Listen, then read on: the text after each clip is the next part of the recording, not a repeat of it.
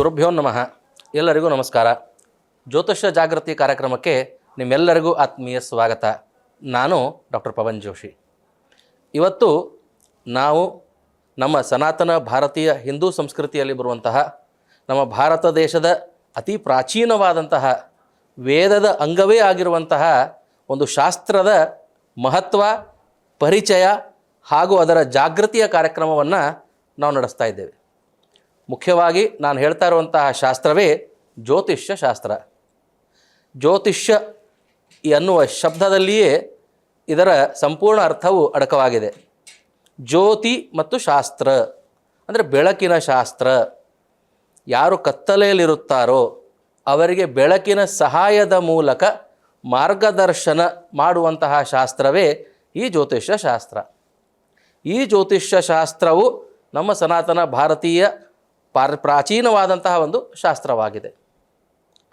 ಈ ಜ್ಯೋತಿಷ್ಯ ಶಾಸ್ತ್ರದಲ್ಲಿ 3 ಭಾಗಗಳು ಬರುತ್ತದೆ: ಸಿದ್ಧಾಂತ, ಸಂಹಿತ, ಹೋರಾಂತ.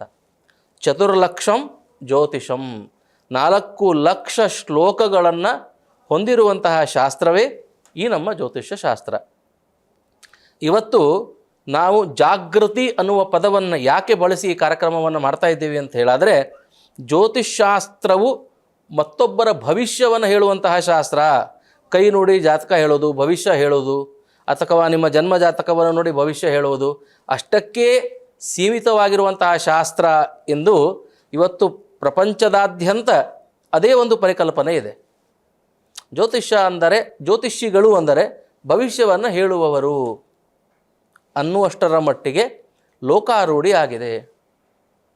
ಇದು ತಪ್ಪು. ಜ್ಯೋತಿಷ್ಯ ಶಾಸ್ತ್ರ ಬಹಳ ಅಗಾಧವಾದ, ವಿಶಾಲವಾದ, ಸಮುದ್ರಕ್ಕಿಂತವೂ ಆಳವಾದ, ಆಕಾಶಕ್ಕಿಂತವೂ ಅಗಲವಾದಂತಹ ಶಾಸ್ತ್ರವಾಗಿದೆ. ಇದು ಕೇವಲ ಒಬ್ಬ ಭವಿಷ್ಯ ಹೇಳುವಂಥ ಶಾಸ್ತ್ರಕ್ಕೆ ಸೀಮಿತವಾಗಿರುವಂಥದ್ದು ಅಲ್ಲ. ಇವತ್ತು ನಮ್ಮ ಭಾರತೀಯ ಹಿಂದೂ ಸಂಸ್ಕೃತಿಯಲ್ಲಿ ಗಣಿತಶಾಸ್ತ್ರ, ಮ್ಯಾಥಮ್ಯಾಟಿಕ್ಸ್, ಖಗೋಳಶಾಸ್ತ್ರ, ಫಿಸಿಕ್ಸ್ ಈ ಎರಡನ್ನೂ ಸಮನ್ವಯ ಮಾಡಿ ಕಾಸ್ಮೋಲಾಜಿ ಅಂತ ನಾವೇನು ಕರಿತೀವಿ, ಆಗಸಲೋಕ, ಆಕಾಶ ಲೋಕದಲ್ಲಿರ್ತಕ್ಕಂತಹ ಆ ಗ್ರಹ ನಕ್ಷತ್ರಗಳ ಅಭ್ಯಾಸವನ್ನು, ಅಂದರೆ ಭೂಮಿಯ ಸುತ್ತಳತೆ, ಭೂಮಿಯ ಗುರುತ್ವಾಕರ್ಷಣೆ, ಭೂಮಿಯ ಮೇಲೆ ಪಂಚಮಹಾಭೂತಗಳ ಪ್ರಭಾವ ನಾವೇನು ಕರಿತೇವೆ, ವಸುಗಳ ಪ್ರಭಾವ, ಮತ್ತು ಬೇರೆ ಈಗ ನಮಗೆಲ್ಲರಿಗೂ ಗೊತ್ತಿದೆ, ವಿಜ್ಞಾನಿಗಳಿಗೆ, ವಿದ್ಯಾರ್ಥಿಗಳಿಗೆ ಎಲ್ಲ ಗೊತ್ತಿದೆ, ಭೂಮಿಯ ಗುರುತ್ವಾಕರ್ಷಣೆಗೆ ಚಂದ್ರನೇ ಕಾರಣ, ಹೌದಲ್ವಾ? ಹಾಗಾಗಿ ಜ್ಯೋತಿಷ್ಯ ಶಾಸ್ತ್ರದಲ್ಲಿ ಭೂಮಿಗೂ ಮತ್ತು ಚಂದ್ರನಿಗೂ, ಸೂರ್ಯನಿಗೂ ಚಂದ್ರನಿಗೂ ಅಷ್ಟು ಮಹತ್ವವನ್ನು ಕೊಟ್ಟಿದ್ದಾರೆ. ಅಪ್ರತ್ಯಕ್ಷಾಣಿ ಶಾಸ್ತ್ರಾಣಿ ವಿವಾದಾಸ್ತೇಷು ಕೇವಲಂ ಪ್ರತ್ಯಕ್ಷಂ ಜ್ಯೋತಿಷಂ ಶಾಸ್ತ್ರಂ ಚಂದ್ರಾರ್ಕವು ಯತ್ರ ಸಾಕ್ಷಿಣೋ ಅಂತ ಹೇಳಿದ್ದಾರೆ. ಇವತ್ತು ನಮ್ಮ ಭಾರತ ದೇಶದಲ್ಲಿ ಪ್ರತ್ಯಕ್ಷವಾಗಿ ಸಾಕ್ಷಿ ಆಧಾರವನ್ನು ಕೊಟ್ಟು ಹೇಳುವಂತಹ ಶಾಸ್ತ್ರವು ಯಾವುದೂ ಇಲ್ಲ. ಅದು ಕೇವಲ ಜ್ಯೋತಿಷ್ಯ ಶಾಸ್ತ್ರ. ಕಾರಣ, ನಿಮಗೆ ಸೂರ್ಯ ಚಂದ್ರರು ಪ್ರತ್ಯಕ್ಷವಾಗಿ ಕಾಣ್ತಾರೆ. ಗ್ರಹಣ, ಸಂಕ್ರಾಂತಿ, ಸಂಕ್ರಮಣ ಪ್ರತ್ಯಕ್ಷವಾಗಿ ಕಾಣ್ತದೆ. ಅಮಾವಾಸ್ಯ, ಹುಣ್ಣಿಮೆಗಳು ಪ್ರತ್ಯಕ್ಷವಾಗಿ ಕಾಣ್ತದೆ.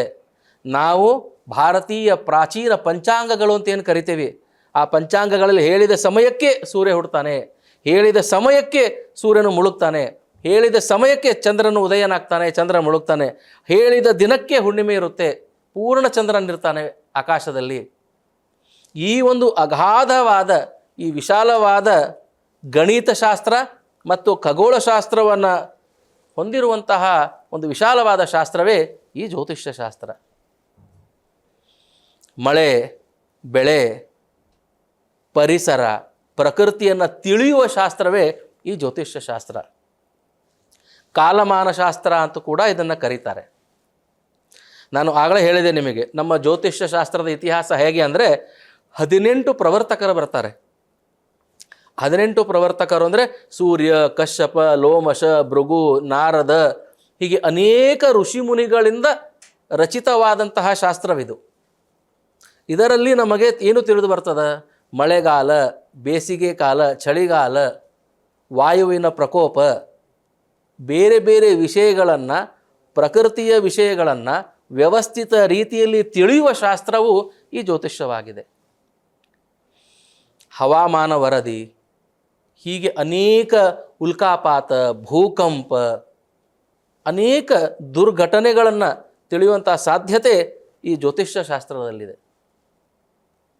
ಜ್ಯೋತಿಷ್ಯದಲ್ಲಿ ನಾನು ಮೊದಲೇ ಹೇಳಿದ ಹಾಗೆ ಸ್ಕಂದತ್ರಯಂ ಜ್ಯೋತಿಷಂ, ಸಿದ್ಧಾಂತ, ಸಂಹಿತ, ಹೋರ, 3 ಭಾಗಗಳನ್ನು, 3 ಸ್ಕಂದಗಳನ್ನು ಹೊಂದಿರುವಂಥ ಶಾಸ್ತ್ರ ಇದು.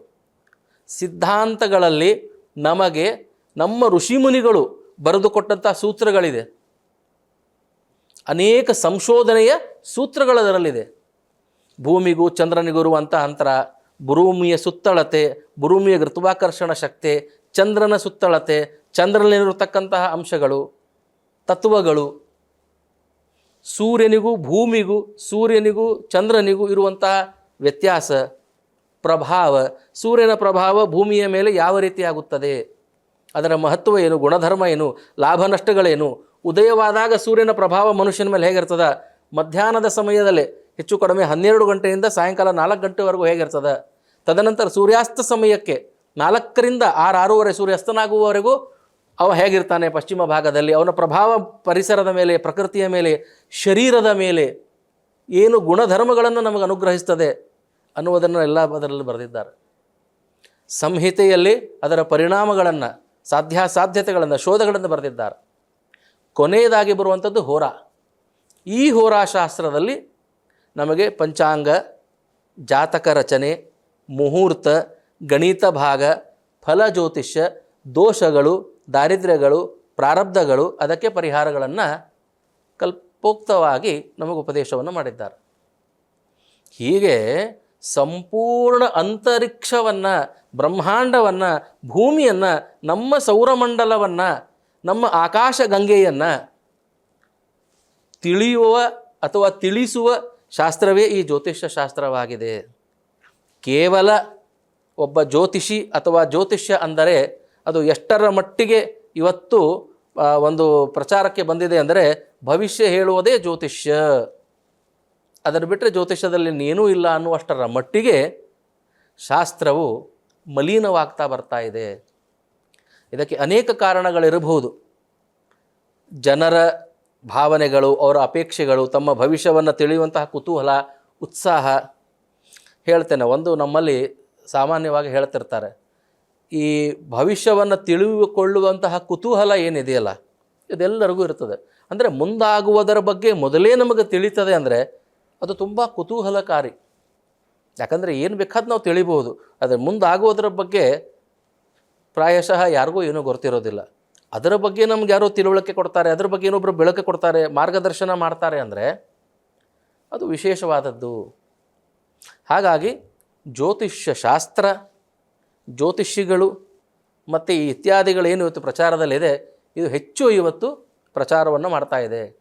ಅದು ವಾಸ್ತುಶಾಸ್ತ್ರ ಆಗಿರ್ಬೋದು, ಸಂಖ್ಯಾಶಾಸ್ತ್ರ ಆಗಿರ್ಬೋದು, ಜ್ಯೋತಿಷ್ಯ ಶಾಸ್ತ್ರ ಆಗಿರಬಹುದು, ಹೀಗೆ ಬೇರೆ ಬೇರೆ ಬೇರೆ ಅಕ್ಷರಶಾಸ್ತ್ರ, ನೇಮ್ ಆಸ್ಟ್ರಾಲಜಿ, ಟ್ಯಾರಾಟ್ ಅಂತ ಏನೋ ಕರೀತಾರೆ, ಕಾರ್ಡ್ಸ್ ಮೂಲಕ, ಹೀಗೆ ಬೇಕಾದಷ್ಟು ವಿಧಿವಿಧಾನಗಳು, ವಿದ್ಯೆಗಳು ಪ್ರಚಲಿತದಲ್ಲಿ ಇದ್ದಾವೆ. ಇವತ್ತು ನಾವು ಈ ನಮ್ಮ ಕಾರ್ಯಕ್ರಮದ ಮೂಲಕ ಏನನ್ನು ತಿಳಿಸುವನ್ನ ಪ್ರಯತ್ನ ಮಾಡ್ತಾ ಇದ್ದೇವೆ ಅಂತ ಹೇಳಿದ್ರೆ ಜ್ಯೋತಿಷ್ಯದ ಅವಶ್ಯಕತೆ ಎಲ್ಲಿದೆ, ಎಷ್ಟರ ಮಟ್ಟಿಗಿದೆ, ಯಾರಿಗಿದೆ, ಯಾವ ಸಂದರ್ಭದಲ್ಲಿದೆ. ನಾವು ಒಂದು ಆಸ್ಪತ್ರೆಗೆ ಯಾವಾಗ ಹೋಗ್ತೀವಿ, ಒಂದು ಪೊಲೀಸ್ ಠಾಣೆಗೆ ಯಾವಾಗ ಹೋಗ್ತೀವಿ, ಒಬ್ಬ ವಕೀಲರ ಹತ್ರ ಯಾವಾಗ ಹೋಗ್ತೀವಿ, ಅವಶ್ಯಕತೆ ಇದ್ದಾಗ, ಅನಿವಾರ್ಯವಿದ್ದಾಗ, ನಮಗೆ ತಿಳಿಯದೇ ಇರುವಂತಹ ವಿಷಯ ಜ್ಞಾನ, ನಮಗೆ ತಿಳಿಯದೇ ಇರುವಂತಹ ಒಂದು ವಿಷಯವಿದ್ದಾಗ, ಸಂಕಟಗಳು, ನಿಜವಾದ ಕಷ್ಟಗಳಿದ್ದಾಗ ಹೋಗ್ತೇವೆ. ಹಾಗೆ ಜ್ಯೋತಿಷ್ಯವು ಕೂಡ ನಾವು ಕತ್ತಲೆಯಲ್ಲಿದ್ದಾಗ, ಎಷ್ಟೇ ಪ್ರಯತ್ನಿಸಿದರೂ ಪ್ರತಿಫಲ ಸಿಗದೇ ಇದ್ದಾಗ, ನಮ್ಮ ಕೈಯಲ್ಲಿ ಇಲ್ಲದೇ ಇರುವುದಾಗ, ಯಾವುದು ನಮ್ಮ ಕೈಯಲ್ಲಿ ಪ್ರಯತ್ನ ಮಾಡೋಕ್ಕೆ ಆಗೋದಿಲ್ಲ, ಯಾವುದು ನಮ್ಮದು ಮನುಷ್ಯ ಪ್ರಯತ್ನದಲ್ಲ, ಇದು ದೈವದ್ದಿದೆ, ದೈವ ಬಲದಿಂದಲೇ ಆಗಬೇಕು. ಮನುಷ್ಯ ಪ್ರಯತ್ನ ಕೇವಲ ಮನುಷ್ಯ ಪ್ರಯತ್ನದಿಂದಲ್ಲ, ಅದು ದೈವ ಬಲ ನಮಗೆ ಅನುಗ್ರಹಿಸುತ್ತದೆಯೋ ಇಲ್ಲವೋ, ಮನುಷ್ಯ ಪ್ರಯತ್ನದಿಂದ ದೈವ ಬಲ ಅನುಗ್ರಹವಾಗ್ತದೋ ಇಲ್ಲವೋ, ಹೀಗೆ ಅಗ್ನಿ ಸಂದಿಗ್ಧ ಸ್ಥಿತಿಯಲ್ಲಿ ಕತ್ತಲೆಯಲ್ಲಿ ಇದ್ದಾಗ ನಮಗೆ ಬೆಳಕಿನ ಅವಶ್ಯಕತೆ ಬೀಳ್ತದೆ. ಆಗ ಶಾಸ್ತ್ರ ನಮಗೆ ಸಹಾಯ ಮಾಡ್ತದೆ. ಸ್ವಾಮಿ, ನನ್ನ ಹತ್ರ ಒಂದು ಎಷ್ಟೋ ಕೋಟಿ ಹಣ ಇದೆ, ಇನ್ನೂ ಅಷ್ಟು ಕೋಟಿ ಹಣ ಮಾಡಬೇಕು, ಏನು ಮಾಡಬೇಕು ಅಂತಂದರೆ ಶಾಸ್ತ್ರ ಸಹಾಯ ಮಾಡೋದಿಲ್ಲ, ನಿಮ್ಮ ದುರುಪಯೋಗ ತಗೋತದೆ ಅಷ್ಟೇ. ಶಾಸ್ತ್ರ ಹೇಳುವಂಥವರಾಗಲಿ, ಅಥವಾ ಈ ಮಾರ್ಗದಲ್ಲಿರುವಂಥವರಾಗಲಿ ನಿಮ್ಮ ದುರುಪಯೋಗವನ್ನು ಪಡಿತಾರೆ. ಜ್ಯೋತಿಷ್ಯ ಒಂದು ಬೆಳಕಿನ ಶಾಸ್ತ್ರ, ಕತ್ತಲೆಯಲ್ಲಿರುವವರಿಗೆ ಬೆಳಕನ್ನು ಕೊಡುವಂತಹ ಶಾಸ್ತ್ರ. ಒಂದು ರೂಮಲ್ಲಿ ಕತ್ತಲೆ ಇದೆ, ಅಲ್ಲಿ ಲೈಟ್ ಆನ್ ಮಾಡಿದ ತಕ್ಷಣ ಬೆಳಕು ಬರುತ್ತೆ. ಎಲ್ಲಿ ಟೇಬಲ್ ಇದೆ, ಎಲ್ಲಿ ಚೇರ್ ಇದೆ, ಎಲ್ಲಿ ನೀರು ಬಿದ್ದಿದೆ, ಎಲ್ಲಿ ಏನಾದರೂ ಒಂದು ಚುಚ್ಚುವಂಥ ಪದಾರ್ಥ ಬಿದ್ದಿದೆಯೋ ಏನೋ ನೋಡಿಕೊಂಡು ನಾವು ಹೆಂಗೆ ದಾಟಿ ಮುಂದೆ ಹೋಗ್ತೀವಿ, ತೊಂದರೆ ಮಾಡಿಕೊಳ್ಳದೆ ಬೇಗನೆ ಮುಂದೆ ಹೊರಿತೀವಿ. ಹಾಗೆ ಜ್ಯೋತಿಷ್ಯ. ಈಗ ನಮ್ಗೆ ಯಾವುದೋ ಒಂದು ಊರಿಗೆ ಹೋಗಬೇಕಾಗಿದೆ, ನಮಗೆ ಆ ದಾರಿ ಗೊತ್ತಿಲ್ಲ, ಗೊತ್ತಿರುವವರನ್ನು ಕೇಳಿದಾಗ ಏನು ಮಾಡ್ತಾರೆ, ಅವರು ಮಾರ್ಗದರ್ಶನ ಮಾಡ್ತಾರೆ. ನೋಡಿ ಸ್ವಾಮಿ, ಇಲ್ಲಿ ನಿಂತರೆ ಬಸ್ ಬರುತ್ತೆ, ಅಲ್ಲಿ ಹೋದರೆ ಟ್ಯಾಕ್ಸಿ ಸಿಗತ್ತೆ, ಇಲ್ಲಿಂದ ಆದರೆ ಕಾಲ್ನಡಿಗೆಯಿಂದ ಹೋಗಬೇಕು. ಹೀಗೆ ಅನೇಕ ಪರಿಹಾರಗಳನ್ನು ಅಥವಾ ಮಾರ್ಗದರ್ಶನವನ್ನು ಮಾಡ್ತಾರೆ. ನಮ್ಮ ಯೋಗ್ಯತೆ ಕ್ಷಮತೆಗೆ ತಕ್ಕಂಗೆ ನಾವು ಹೋಗ್ತೀವಿ. ಬಸ್ ಆದರೆ ಬಸ್ಸು, ಟ್ಯಾಕ್ಸಿ ಆದರೆ ಟ್ಯಾಕ್ಸಿ, ಆಟೋ ಆದರೆ ಆಟೋ, ನಡ್ಕೊಂಡು ಹೋಗೋದ್ರೆ ನಡ್ಕೊಂಡು ಹೋಗೋದು. ಹೋಗೋದು ಯಾರು? ನಾವೇ. ಪ್ರಯಾಣ ಯಾರ್ದು? ನಮ್ಮದೇ. ಕಷ್ಟ ಯಾರು ಪಡಬೇಕು? ನಾವೇ.